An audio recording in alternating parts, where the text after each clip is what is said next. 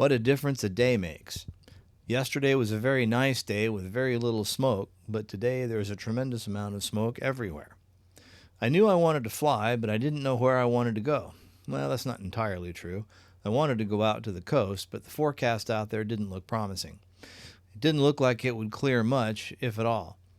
There's a small system that will be here later tonight with rain that's supposed to mostly last overnight, ending about mid-morning tomorrow.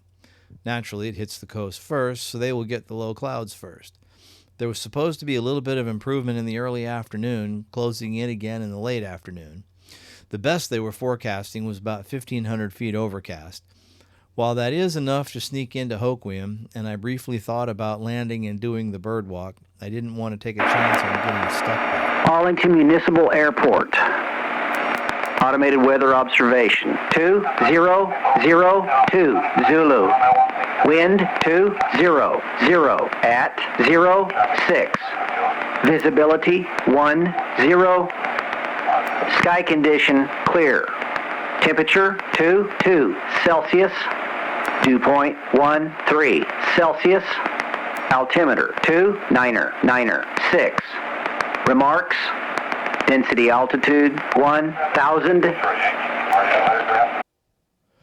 Even though the forecast wasn't promising, I was still planning to head towards Hoquiam just to see what it was like. Shortly after takeoff, that idea changed. As I settled in on course, climbing for an 8,500-foot cruising altitude, I was turned off by the extreme amount of smoke in that direction.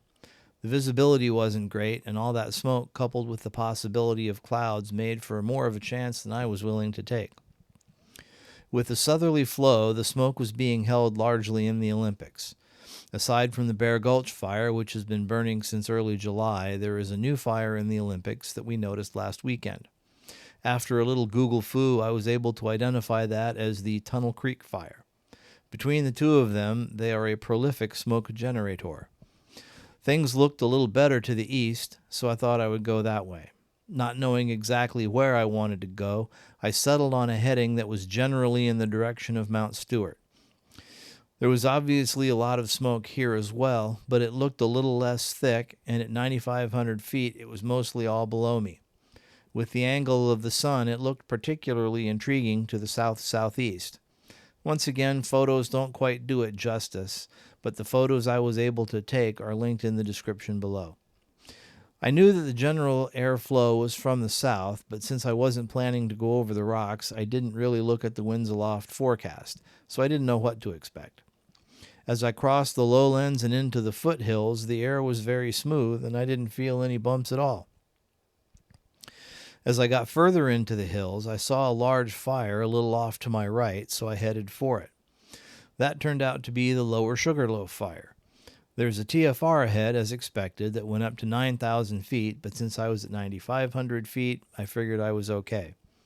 I did see another airplane, well, on ForeFlight that is, inside the TFR, but it was high enough that it didn't look like it was dropping water or retardant, so it must have been the fire boss. Usually when there is a TFR around a fire, the fire is more or less at the center of the TFR. In this case, the fire was right at the west edge of the TFR. That would have made close observation possible without going too much over the TFR. That was the plan anyway. When I got to within about 5 miles of the fire, I started getting knocked around by some pretty noticeable turbulence. It only took a minute or two to decide that I didn't want to sit through that, so I bugged out for home. As I turned for home, I got to within a few miles of Lake Wenatchee, but didn't want to dawdle in the area. Looking to the left from here, I also saw another fire to the south-southeast. That turned out to be the Labor Mountain fire. So that makes 4 fires within probably 75 miles or so of us.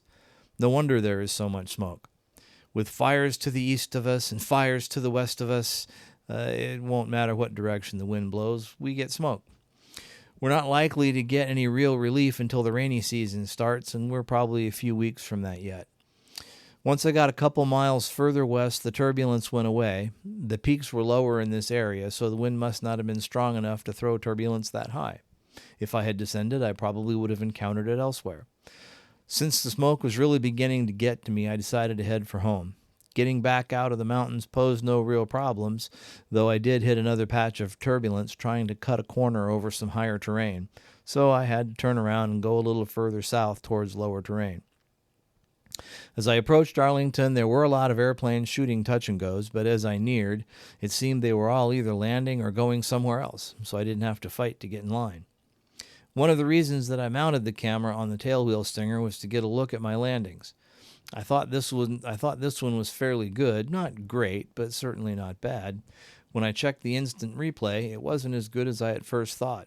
The call from the booth was, meh.